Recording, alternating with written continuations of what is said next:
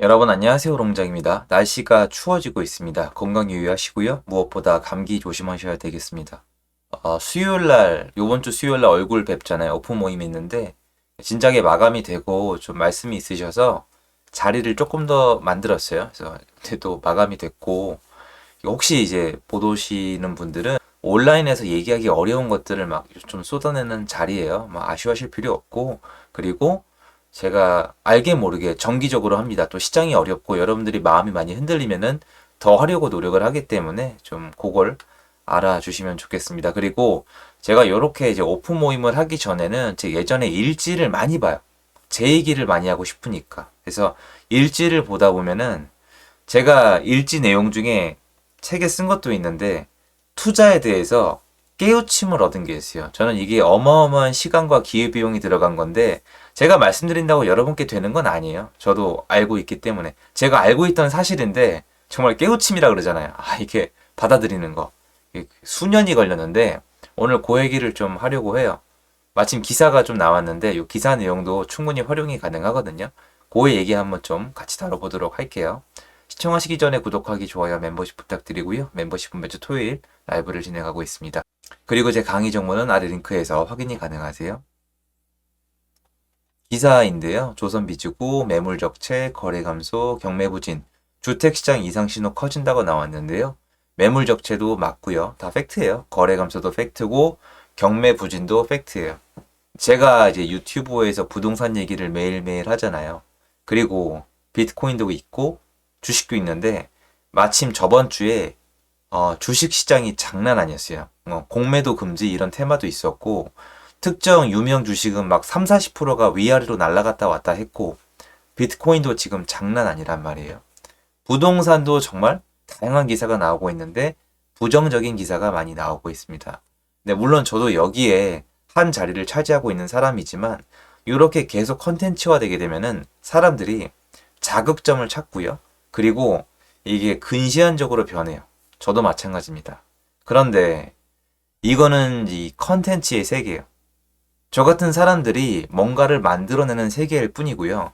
저는 제가 깨우침을 얻은 게 뭐냐면은 나한테 뭐가 이득이지예요. 자, 여러분이 매일매일 제 영상을 봐요. 매일매일 어떤 주식 유튜버를 보고 매일매일 비트코인 방송을 봐요. 아니면 실제 거래하는 라이브도 봐요. 좋아요. 그거 재밌고 내 시간 내가 마음대로 쓰는 거고 나도 좀 똑똑해지는 거 느껴지고 저도 그런 거 봐요. 근데 그거 말고요. 여러분한테 이득이 뭐예요? 전 여기에 집중을 하면서 여기에 살이 붙으면서 돈을 번 거거든요. 제가 아무리 책 많이 읽고 영상 많이 보고 제 영상 보고 이거저거 봐도요. 여러분 통장에 돈이 안 생긴단 말이에요. 제 말이 맞죠? 그러면 나한테 중요한 건 뭐예요? 내가 돈을 버는 거. 물론 내가 좋아하는 유튜버 영상 보는 거 당연한 거죠. 재밌는 컨텐츠도 많고. 자, 그런데 경제 유튜버잖아요. 부동산, 주식, 그리고 비트코인 유튜버잖아요. 그럼 나한테 이득이 되어야 될 거 아니에요. 근데 저는 항상 제안을 해요. 제가 예전에 저한테 가장 많은 임팩트를 줬던 부동산 컨텐츠는 하우스 푸어라는 책이에요. 그리고 가끔 오해를 하시는데 전 아직도 그 책이 명저라고 생각해요. 왜냐면 저한테 어마어마한 데미지를 줬었거든요. 나한테 뭔가 영향을 주면 되는 거잖아요. 그럼 제가 깨우친 게 뭐냐면 내가 그 책을 읽었던 목적이에요. 제가 그때 부동산 투자에서 물렸었거든요. 거의 이제 재산이 안 남아있는데 투자가 잘못됐었어요.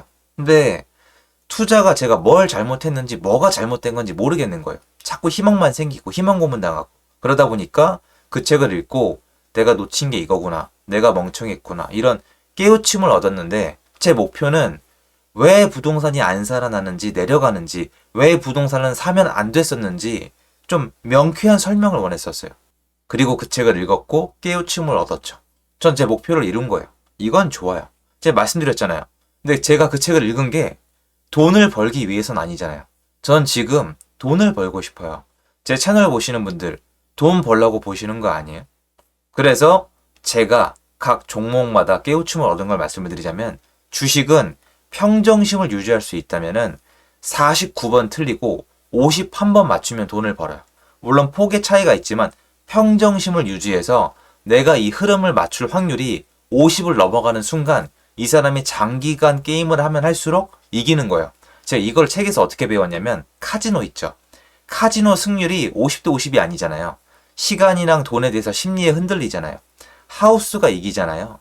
강원랜드, 하이원 리조트 연매출이 1조가 넘었었잖아요. 그리고 90%가 카지노에서 나오잖아요. 그러면 얘네가 압도적으로 승률이 높은 게 아니라 50%좀 넘어요. 주사위 게임이잖아요. 그런데 50%가 좀 넘은 상태에서 시간이 흘러가니까 하우스가 이기는 거예요. 주식도 비트코인도 차이는 있겠지만 제 생각이에요. 저 이쪽 전문 분야가 아닙니다. 그러니까 저한테 이득이 되는 방향으로 내가 평정심을 유지한 상태에서 트레이딩을 열심히 하는 상태에서 내가 자산 배분을 잘한 상태에서 50% 이상을 맞춰야 내가 이기는 게임이구나. 그리고 이 게임을 내가 시작한 시점부터 끝나는 시점까지 이걸 연속성 있게 가져가야 되는구나. 대단히 힘든 거구나. 알았는데 해보니까 연속성을 가지기가 어려운 게 여러분 지난주에 비트코인이랑 주식 때문에 심장이랑 가슴이 얼마나 떨리셨어요? 저는 그거 유지를 못하겠는 거예요. 근시안적으로 해도 흔들리지 않는 사람이 있고 근시안적이 되면 도박처럼 손이 떨리고 가슴이 떨리는 사람이 있는데 자기한테 맞는 게임이 전 있다고 봐요. 근데 저는 그 50%가 넘는 승률을 가졌다 해도 장기간 지속적으로 못하고 중간에 모든 걸 베팅하거나 자극적인 베팅을 하거나 이럴 가능성을 제 스스로 봤기 때문에 주식의 실력이 없다고 판단을 한 거예요. 주식 종목에 대해서 공부하거나 근면성실하게 뭔가 이렇게 자료 분석을 하고 하는 거는 저는 자신 있어요. 열심히 부지런히 하는 건 자신이 있는데 여긴 투자의 세계란 말이에요. 열심히 한다고 수익을 주지 않아요. 나한테 맞는 방식으로 나한테 이득이 되는 방식으로 해야지 돈이 돌아와요. 그러면 부동산은 제가 일지에 적혀 있잖아요. 제 수많은 고뇌와 잠 못 이룬 밤들이 다 적혀 있단 말이에요. 일단 말씀드리고 싶은 건 요런 거 있잖아요. 이거는 제가 뭐 라이브나 여기저기서 다 설명을 하지만 이런 리스크나 악재가 없었던 시장은 제가 단연코 딱 잘라 말씀을 드릴게요. 단 한 해도 없어요. 2013, 14, 15, 16, 17, 18, 19, 20, 21, 22, 23까지 제가 장담 드릴게요. 단 한 해도 안 빼고 리스크는 항상 있었고 모든 의견이 나눠져 있었고 정말 사람들이 안 좋은 거에 대해서는 계속 말씀을 하셨는데 지금 여기까지 쭉 왔어요. 매년 상승한 건 아니에요. 근데 부동산은 아까 주식 말씀드렸죠. 어떻게 해야지 여러분이 돈을 버냐면 이거에 대해서 의견이 다르면 저도 그걸 많이 들으려고 하는 편인데 서울의 주택시장을 40년 동안 평균을 냈을 때 첫 번째로 우상향했어요. 이거를 중간중간 보여드리는데 이게 그냥 보여드리면 아가 아니라 저는 이게 각인이 돼 있어요. 너무 많이 보고 너무 많이 공부를 해서. 그리고 두 번째 40년의 기간 동안에 매매가가 상승한 기간이 80%예요. 80%. 대충 퉁쳤을 때. 80%의 기간 동안 올랐고 20%의 기간 동안 내렸어요. 그러니까 제 입장에서는 매년 봤을 때 상승할 확률이 70%가 넘는 거예요. 왜냐면 약간 변동성이 있을 테니까. 그러면 제가 얘기하고자 하는 건 너무 무식하게 들릴 거 알아요. 왜냐면 많은 분들이 전문 데이터를 쓰니까. 근데 저 데이터 얘기 자주 해드리잖아요.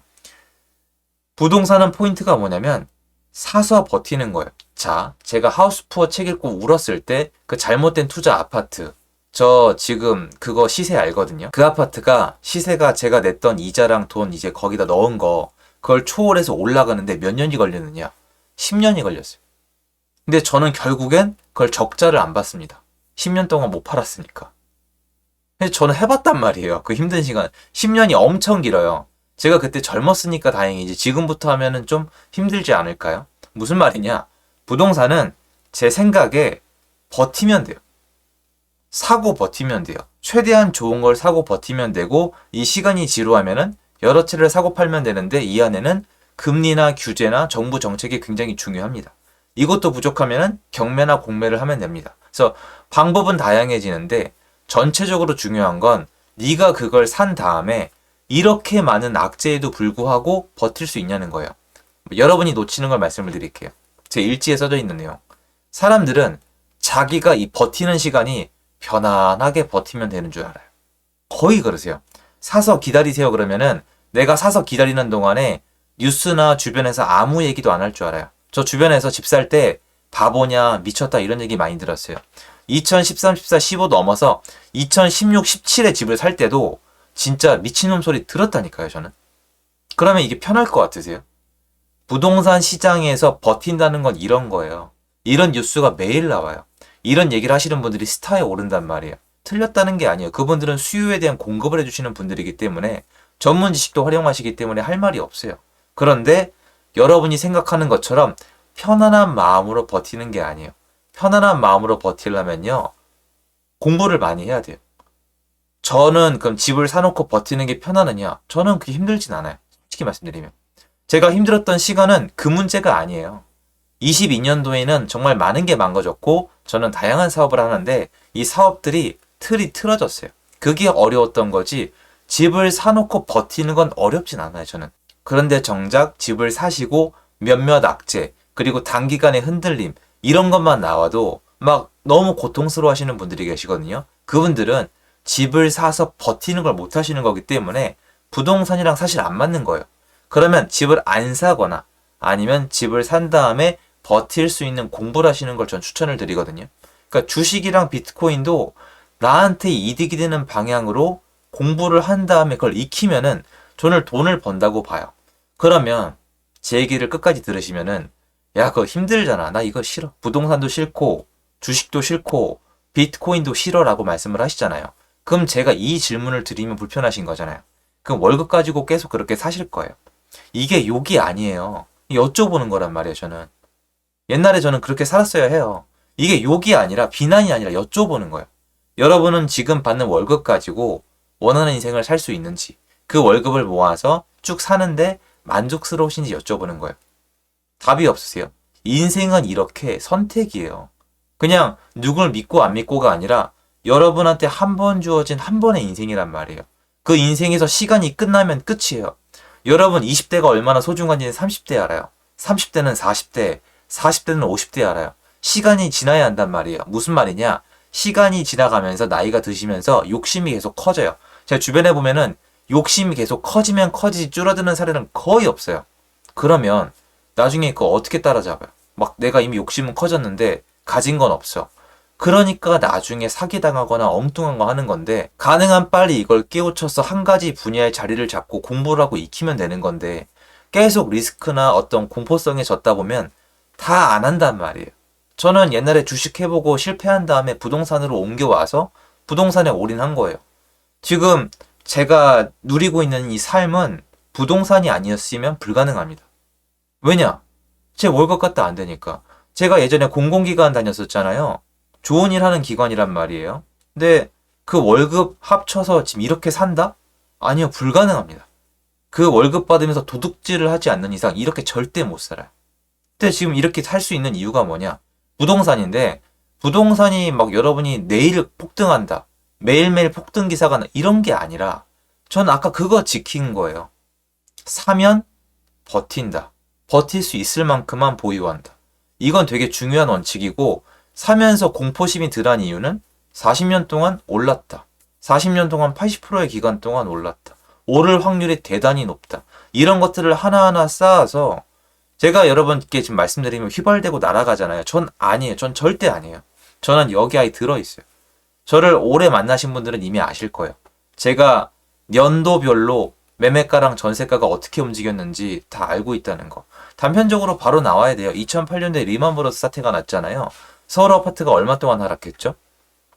바로 나와야 돼요. 10개월 동안 하락했습니다. 그러면 리먼브러스 터지고 전국이 다 하락했나요? 아니에요. 아니에요. 부산 쪽은 올랐어요. 울산도 올랐습니다. 전국이 다르게 움직였습니다. 이런 식으로 2003, 2004의 부동산 시장은 IMF 때는 얼마 동안 떨어졌을까요? IMF가 끝난 다음에 반등할 때 전세가가 먼저 올랐을까요? 매매가가 다시 올랐을까요? 이명박 정권 때 규제를 많이 풀었을까요? 박근혜 정권 때 규제를 많이 풀었을까요? 이게 그냥 바로바로 다 나와야 돼요.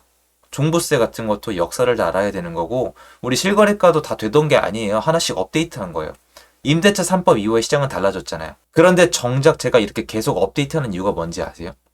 바로 제가 가지고 있는 대전제 있죠. 아까 말씀드렸던 거기에 변동이 있을까? 그게 깨질까 두렵기 때문이에요. 두려워서 공부를 많이 하는 거예요. 왜냐면 그것도 변할 수가 있거든요. 갑자기 서울에 집이 다 비어버린다? 갑자기 서울의 인구가 다 미국으로 가버린다? 이거는 방법이 없잖아요.